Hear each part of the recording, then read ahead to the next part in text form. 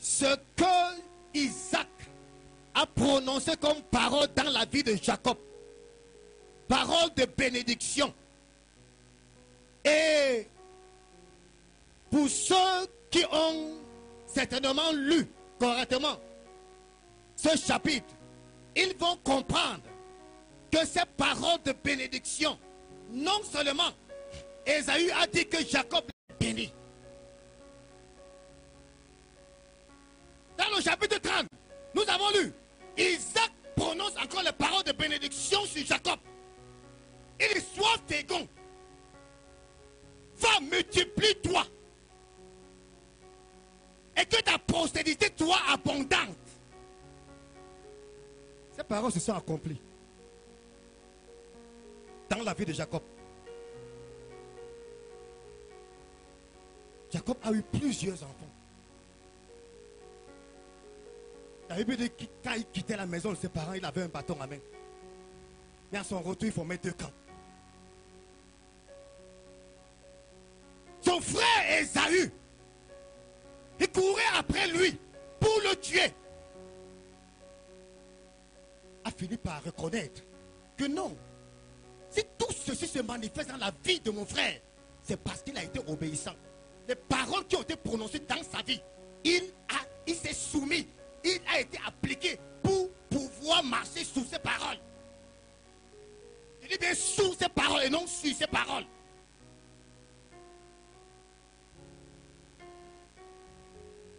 Combien sommes-nous aujourd'hui qui obéissons encore à nos pères et à nos mères? Ésaü dit, il a obéi à son père et à sa mère. C'est pour cela qu'il a été béni.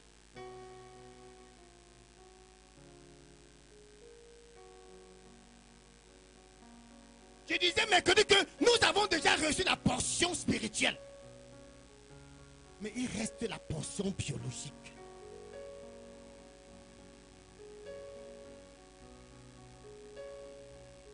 Mesdames, Dieu dit qu'il honore la parole, qu'il va confirmer la parole de son serviteur. Et je te disais mercredi que même le diable est un serviteur de Dieu pour ton bien, pour mon bien. Non, je vais dire ça autrement. Tes parents biologiques là, que tu négliges, parce qu'ils sont pauvres. Tes parents biologiques là, dont tu dis qu'ils ne peuvent rien te léguer comme héritage. Tes parents biologiques là, que tu maudis, pendant que tes yeux sont ouverts et pendant qu'ils sont fermés dans le sommeil, la parole de leur bouche est une bénédiction pour toi. Dieu les a suscités à dessein. Écoute-moi, qu'ils soient de ton église ou qu'ils ne soient pas de ton église, ce n'est pas l'importance.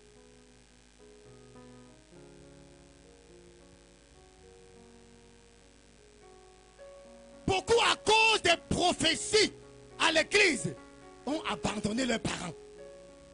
C'est ton père qui veut te tuer. C'est ta mère qui veut te tuer. C'est ta mère qui est ton problème. Tu n'as pas vu ceci, tu n'as pas vu cela. Ta mère ne t'a pas tué quand tu étais dans son ventre. Elle t'a accouché. Elle t'a éduqué. Elle t'a élevé. Elle t'a envoyé en l'école. Maintenant que tu travailles et qu'elle attend que tu prennes soin d'elle parce qu'elle est devenue vieille. Maintenant que tu travailles et qu'elle est couchée à l'hôpital, elle espère que tu viennes donner de l'argent pour qu'elle soit guérie. C'est là où on commence à prophétiser que c'est elle qui est ton problème. Écoute-moi bien.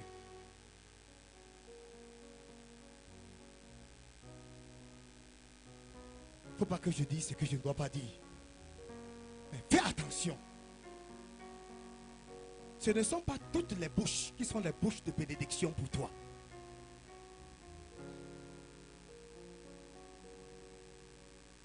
Est-ce que je peux répéter ce que je viens de dire? Bien-aimé, avant de lambaner une parole, fais comme les gens de Béry. La Bible dit examine, examine. La Bible demande d'examiner.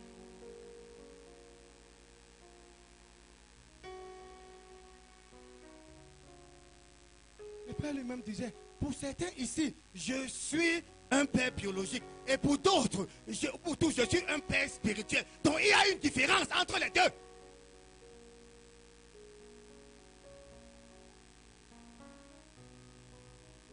Maintenant que tes parents biologiques attendent que tu sois un soutien pour eux, c'est en ce moment qu'un soi-disant prophète te déconnecte d'eux, te sépare d'eux, dit non, ce n'est pas vers eux qu'il faut aller. Ils sont dangereux pour toi. Ce sont des démons. Certains les appellent même les satans. Ton père, ta mère, il est devenu Satan. Il est devenu démon. Eh bien, Dieu te dit ce soir, Dieu me dit ce soir, que ce sont ces agents pour notre bien.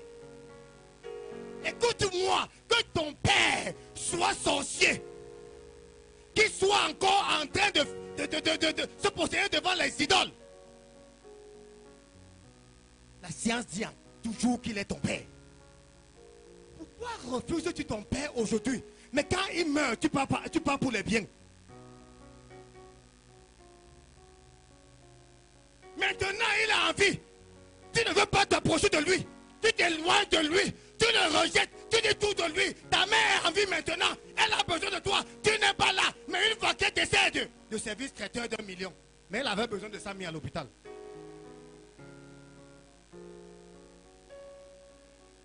Écoutez-moi, j'ai assisté à une scène tragique.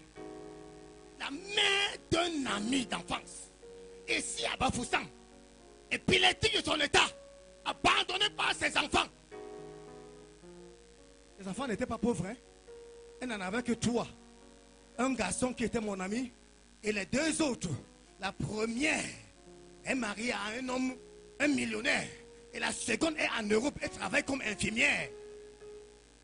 Mais abandonnée, vivant dans un studio, 5 000 le mois. Parfois, c'est moi qui payais. Et elle venait chez moi, elle n'avait pas à manger. C'est là qu'on disait qu'elle était épileptique. Arrivée chez moi, j'étais à table avec elle. Mes enfants tombaient sur elle, s'amusaient avec elle. Elle mangeait une cuillère. Elle donne la même cuillère à mon enfant. Mais mes enfants ne sont pas épileptiques.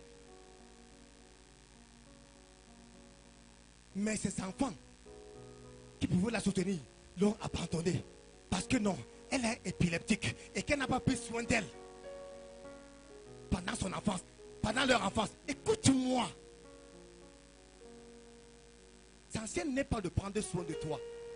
Si ton n'a pas pris soin de toi, Dieu a pris soin de toi. Si ta mère n'a pas pris soin de toi, Dieu a envoyé une autre mère pour prendre soin de toi.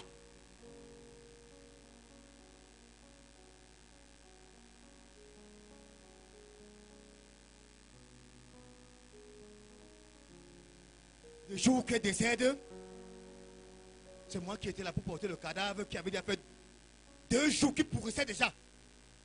Elle décède le vendredi, c'est le dimanche qu'on m'appelle. Et je pars ramasser. Avec mes mains.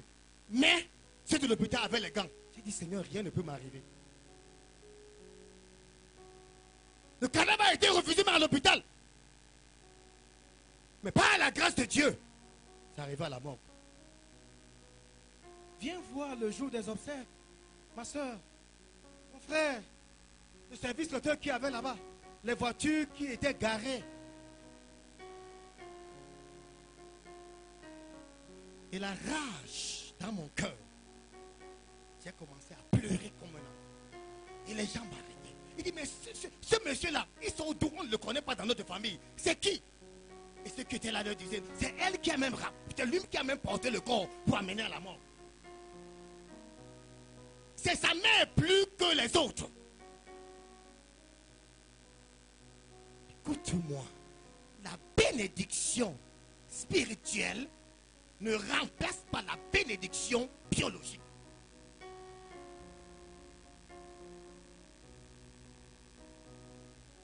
Un père est venu dans mon bureau ce matin avec son fils.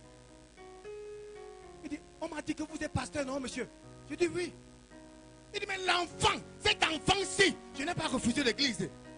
Je ne fais même pas moi l'église, je suis dans les traditions. Mais je sais que Dieu existe. Mais l'enfant-ci, Quand il sort chaque vendredi, il revient lundi matin. Un élève. Il part dans une église, il revient lundi matin. Mais je lui ai dit, mon fils, le dimanche part. Mais les autres jours, là, je ne sais pas ce que tu pars faire. Je n'ai pas refusé le dimanche. Je vous assure, au premier trimestre, cet enfant, tous les lundis étaient fériés pour lui. Parce que quand il quitte vendredi, il rentre lundi matin, il est fatigué. Il ne peut plus venir à l'école. Il n'est même pas venu composer un lundi pour la composition du premier trimestre. Il s'est amené le mardi. Lorsque je le vois, je dis, mon ami, de la même manière que Dieu t'a déjà exclu de la composition, moi-même je t'exclus physiquement.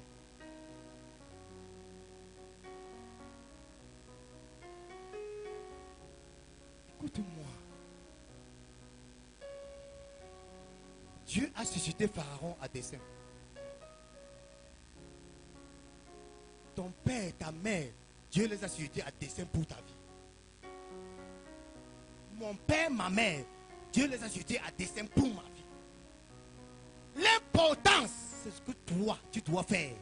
Te prosterner pour recevoir. Ce ne sont pas les paroles qui sortent de leur bouche. Parce que tu crois qu'ils ne sont pas de ton église. Mais Dieu est capable de changer les paroles négatives en paroles positives. S'il veut dire la mort, ils diront plutôt la vie. S'il veut dire l'échec, ils diront plutôt le succès. S'il veut dire la malédiction, Dieu changera en bénédiction à cause de ton obéissance.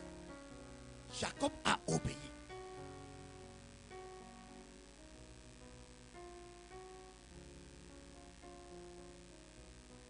Deux enfants.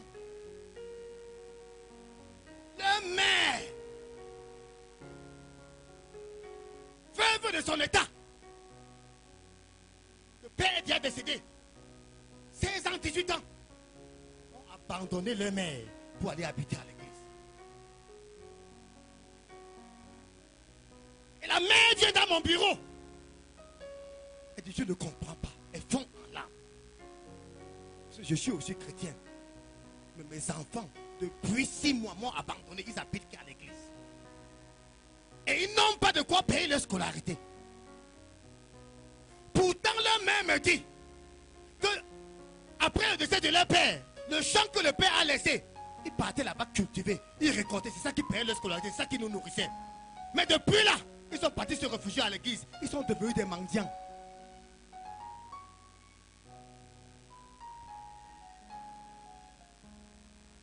Ils attendent que les membres de l'église cotisent de l'argent pour envoyer à l'école, pour qu'ils soient scolarisés. Mais ils ont oublié la richesse que le père a laissée, qui est le champ. Maintenant, leur richesse, c'est aller à l'église et dormir, prier, lire la Bible. Dieu punisse le diable. Et j'ai convoqué ce pasteur dans mon bureau. Je lui ai dit, pasteur, je suis pasteur comme toi. Changeons. J'ai dit, frère, tu peux accoucher tes enfants. Et on les sépare de toi, tu vis. Pasteur, tu peux accoucher tes enfants. Et les deux que Dieu t'a donnés dans ta vie, on les sépare de toi. Et tu vis.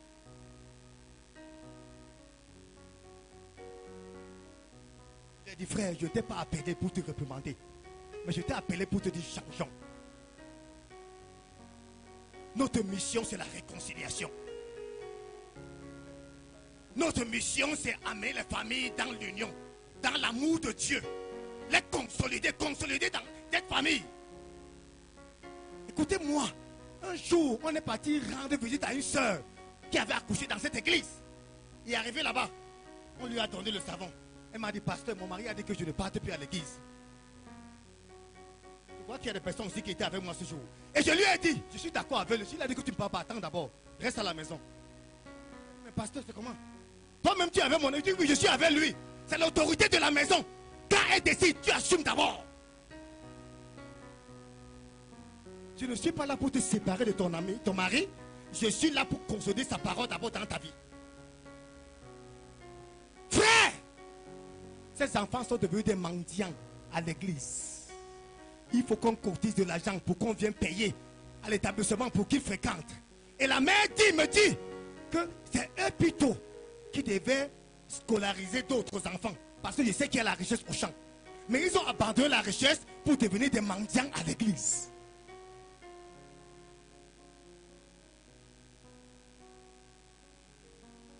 Et le pasteur était là.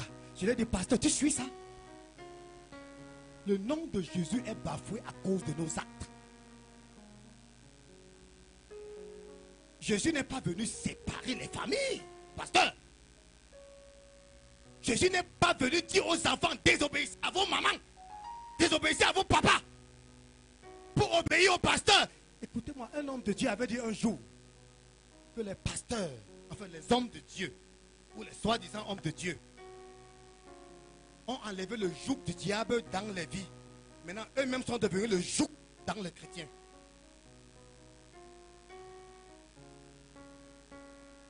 Ils ont prié pour la délivrance est là. Eux-mêmes, ils ont possédé maintenant les chrétiens. Donc le chrétien ne sait que le pasteur monte, court. Quand le pasteur dit court à 100 mètres, il court même 1 kilomètre avant de savoir qu'il a même dépassé 100 mètres. Écoute-moi, la bénédiction spirituelle ne peut pas sur la bénédiction biologique. Va lire ta Bible, les deux sont valables dans ta vie et dans ma vie.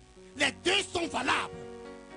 Dieu n'a pas dit qu'il t'a donné un pasteur et que tu réunis ton père. Il n'a pas dit qu'il t'a donné une femme pasteur pour que tu réunis ta mère. Non.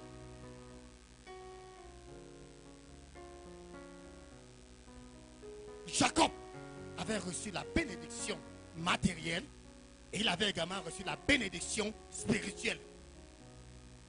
Mais écoute-moi, en quittant la maison de son père, il n'a pas porté les terrains sur sa tête en partant. Il n'a pas porté les immeubles sur sa tête en partant. Il avait porté la parole de son père. C'est cette parole qui le guidait sur le chemin. Il partait avec la parole. C'est la parole qui disait, non, tu es béni, tu es béni. Tu sais pourquoi? La banque, son oncle a reconnu cela. On a lu. On a là-bas reconnu cela.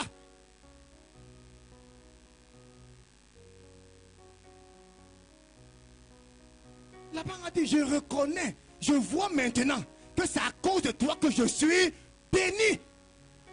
Je vois maintenant, Jacob, que c'est à cause de toi que je suis béni.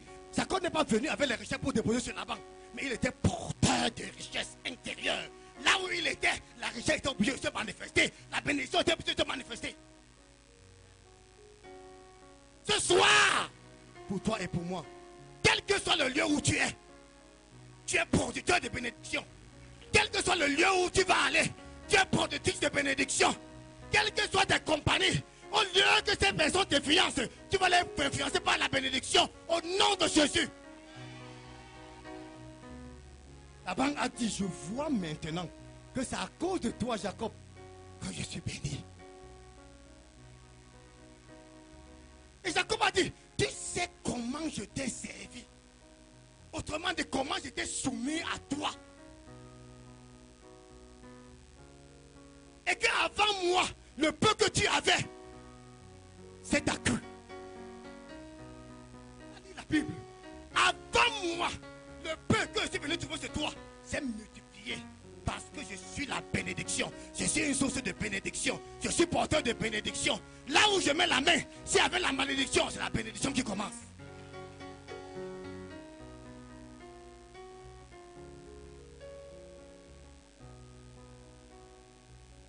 Jacob a obéi. Mais aujourd'hui, nous avons plutôt les enfants qui veulent évangéliser leurs parents. Ce n'est pas une mauvaise chose. Mais pas appelant ton père Satan. Pas appelant ta mère démon. Je dis, ce n'est pas une mauvaise chose de les évangéliser. Mais la sagesse voudrait que tu reconnaisses dans la vie de ton père qui a une certaine autorité. Que tu reconnaisses dans la vie de ta mère que juste une parole de sa bouche, elle va agir. C'est ça la sagesse. Certes, tu peux être plus sage que ton père, plus intelligent que ta mère, mais fais attention. Fais à... Comme on a vu la vision, non? Et tu sais ce qui lui est arrivé? Donc même son père doit être soumis à lui. Même son père doit se procéder devant lui. Je veux dire Joseph. Joseph avait vu que même son père devait se prosterner, sa mère devait se prosterner. Frère, même si c'est ce que tu as vu, la sagesse voudrait que tu fasses attention. Même manière que les pentecôtistes prient en langue, c'est comme ça que leur comme les fesses du canard. Là, il faut se retenir, on ne se retient pas. Parce qu'on parle en langue, c'est comme ça qu'on chie les paroles. La sagesse voudrait que tu fasses attention.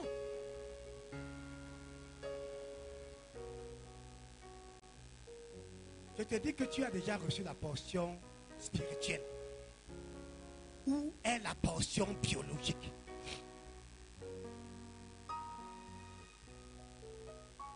Et je te redis que même si ton père là est sorcier, écoute-moi, le père d'Abraham était divin. Il était sorcier. Mais Abraham, Dieu l'a béni. Son père était un sorcier, il était un idolâtre. Mais cela n'a pas empêché la bénédiction d'Abraham. Donc ton rôle, c'est d'aller obéir, te soumettre ou recevoir. C'est Dieu qui connaît le cœur. Et c'est lui qui change les paroles comme il le désire. Il a dit, je sais et je vois même.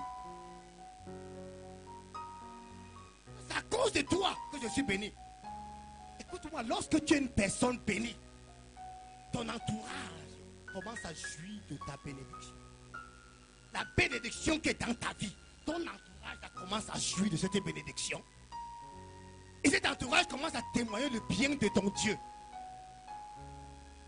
Et c'est ce que Laban a fait pour Jacob. Il a joui de la bénédiction qui était dans la vie de Jacob. Et il a témoigné les bontés du Dieu de Jacob. Parce que son père lui avait dit, quiconque te maudit est maudit. Si tu portes mon sang-ci, quiconque te bénit est connecté à la bénédiction. Va mon fils, sois fécond, multiplie-toi. Que les peuples te soient assujettis et que les nations se prosternent devant toi. Isaïe avait compris que l'affaire s'y était finie. Parce que Jacob avait reçu toute la portion.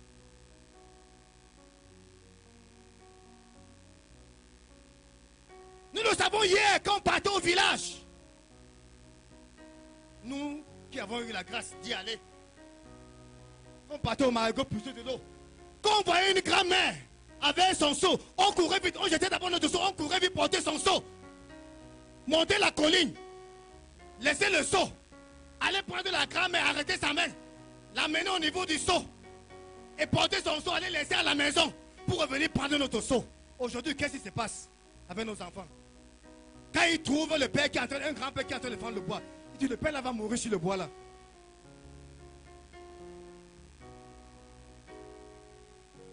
Le père là va mourir sur le bois là. Au lieu d'arracher la hache entre les mains du père, dit papa recule-toi. Je ne peux pas laisser la bénédiction-ci me traverser. Si Dieu m'a mis sur ce chemin, c'est pour que je t'aide. Papa recule-toi, je finis avec ce bois. Il dit le père là va mourir. Le bois là va tuer le père là. Bien aimé. À l'époque là, cette époque que les jeunes aujourd'hui disent que c'était votre époque. On ne distinguait pas les enfants d'une concession d'une autre concession.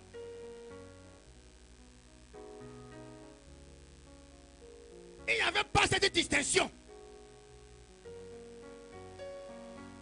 Une fois que l'enfant agissait, les paroles de bénédiction sur sa vie l'accompagnaient. Une fois qu'il se démarquait pour aller soutenir, pour aller aider, les paroles de bénédiction descendaient dans sa vie. Et aujourd'hui, on désire les morts. Le père là va mourir, la mère là va mourir. Le sol là va écraser la mère là. Au lieu d'aller arracher le sac entre ses mains. Et lui dit, maman, tu habites où? Non, leur réponse, c'était votre époque. L'époque d'aujourd'hui là, on n'aide plus les pères. On n'aide plus la mère. L'époque d'aujourd'hui là, on laisse le grand-père mourir. On laisse la grand-mère mourir. Parce que quand tu as le cheveu blanc, tu es une sorcière. Tu es un sorcier. Tu dois mourir. Mais la Bible dit qu'après la naissance, il y a la jeunesse, il y a la vieillesse. Après, quand l'homme doit mourir. Jacob a obéi. C'est pour cela que les paroles de bénédiction qui avaient été prononcées dans sa vie ont eu leur accomplissement.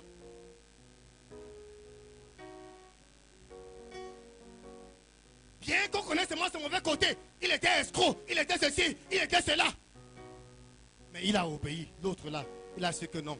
Ce qui sort de la bouche de mon père, on ne blague pas avec ça. Ce qui sort de la bouche de ma mère, je ne blague pas avec ça. Combien sommes-nous aujourd'hui qui méprisons nos mères et nos pères? On les insulte à longueur de journée. C'est même quelle malchance qu'il doit sortir de cette famille. Je ne méritais pas cette famille. Je ne méritais pas cette mère.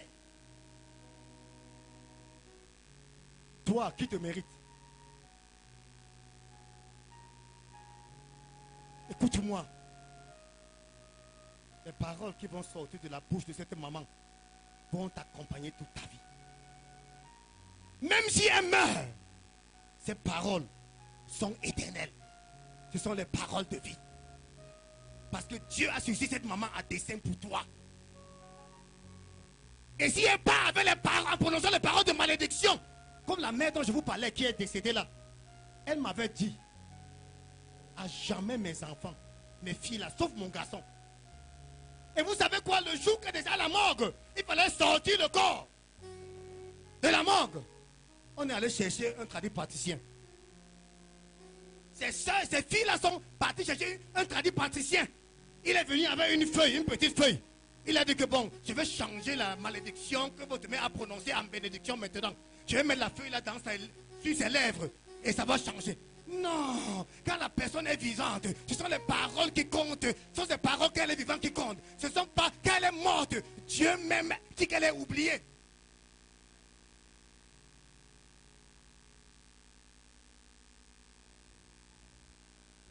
Et j'étais là. On veut me mettre dehors. Je dis que non, la merci. Si vous me mettez dehors, est-ce que se réveiller? J'ai dit, frère, même avec ton petit sac là, tu ne sais pas qui je suis. Tu tentes de me mettre dehors ici, la merci va se réveiller sur toi. Il a dit, je veux la famille restreinte. Je suis tout de la famille. Je suis un fils d'ailleurs qui est venu. Quand il fallait la nourriture, tu n'étais pas là. Quand il fallait les berger, tu n'étais pas là.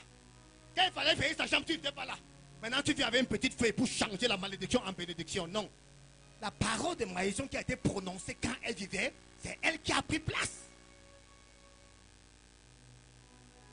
Il fallait venir la voir, revoir qu'elle était vivante, te prosterner, dire maman, je reconnais, pardonne-moi. Et maintenant, elle change sa parole de malédiction en bénédiction avant de mourir.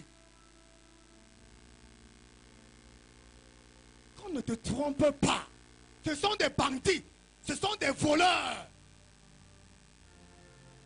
On te dit, sois soumis à ta mère, sois soumis à ton père. Il dit non, laisse qu'il te maudisse. Moi, je venais changer quand il va mourir.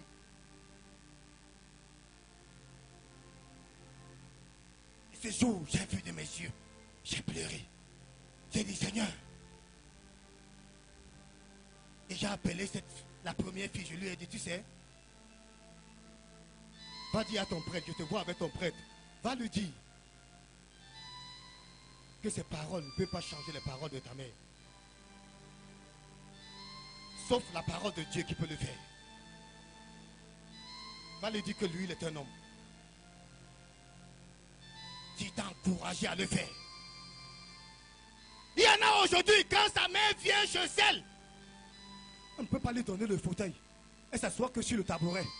Parce qu'elle s'est sali le tapis. Non, les fauteuils en cuir là, c'est pour les ministres, les grands de la famille, qui ont de l'argent. C'est pas pour ma mère, c'est pas pour mon père. Quand mon père vient, nous on a construit la petite chambre dehors. C'est elle qui doit occuper. Il n'entre pas. Bien-aimé, écoute-moi, je te le dis encore. Même si ton père ne t'a pas acheté un stylo, il demeure ton père. Et puis pose-toi la question, tu sais ce qui s'est passé entre ton père et ta mère pour qu'il y ait séparation? Tu ne connais pas. Pourquoi ta mère doit seulement faire le mauvais témoignage? Le jour où elle sentait bon, elle ne t'a pas dit pourquoi. Il y avait un jour où on allait à Kribi. On a dormi dans les hôtels. On a fait des grandes choses. C'est ce jour que tu es venu. Mais elle te donne seulement le témoignage de ce qui s'est mal passé pour qu'il y ait séparation. Non, elle doit tout te dire. Il y a eu des bons moments et il y a eu des mauvais moments. C'est normal dans tous les couples. Pourquoi le mauvais moment doit être le drapeau qu'on doit hisser? Et le bon moment, c'est les pieds qu'on doit piétiner? Non, changeons, frère. Je disais ici, aucun couple ne doit insérer leurs enfants dans leurs problèmes. Aucun. Si tu fais ça, tu pousses les enfants vers la rébellion. Et la rébellion, c'est signe de malédiction. Parce qu'à ce moment, ils vont voir les lacunes du père. Et ils vont aller s'aligner derrière la mère. Dire que j'ai choisi ma mère. Quand le vrai moment va arriver, quand l'homme de sa vie va arriver, elle va chercher le père fatigué. Le père ne sera pas là. Il va dire, moi-même, j'ai choisi autre enfant. Tu ne viens pas.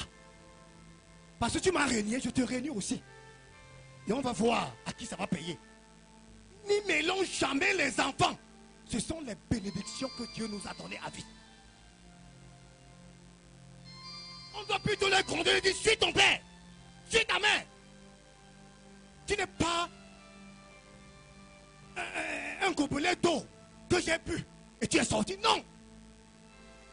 Il y a eu quelque chose. J'étais avec quelqu'un. Assez, arrêtons ça. Et après on court vers les paroles de prophétie. Ce n'est pas les paroles là qui vont changer. Changeons nous-mêmes. Disons-leur la vérité. Même si c'est un péché. Mais pour qu'ils soient bénis. Arrêtons pour ce soir. Lèvons-nous, on va prier.